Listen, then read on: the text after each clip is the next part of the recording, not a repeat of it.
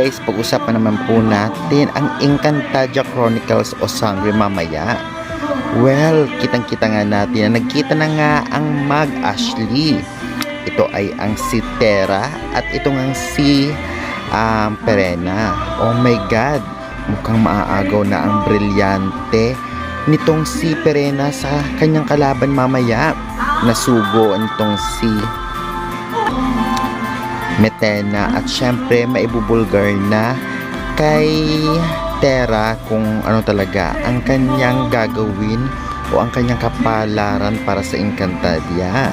Sinabi pa nga dito nito ngang si Perena na siya ang mangunguna sa pagligtas sa Encantadia kay Metena. Kaya grabe guys, mukhang matutuloy na at makakapunta na ng Encantadia ito ngang si Perena. Kaya kaabang-abang ito. Syempre, aabangan din natin dahil kitang-kita naman natin na talaga namang napakaganda ng highlights ni Perena ng nakaraan. Laban nga sa mga nakalaban niya galing sa mundo ng mga tao. Akala kasi nila ay siya ay si Sangre. Ngunit syempre, akala din ni Perena ay ang totoong kanyang pamangkin ay yung bihag ni Mayor. Kaya naman syempre, kitang-kita talaga natin ang ganda ng pagiging exposure ni Perena. Bagay na bagay talaga sa kanyang gumanap na Perena.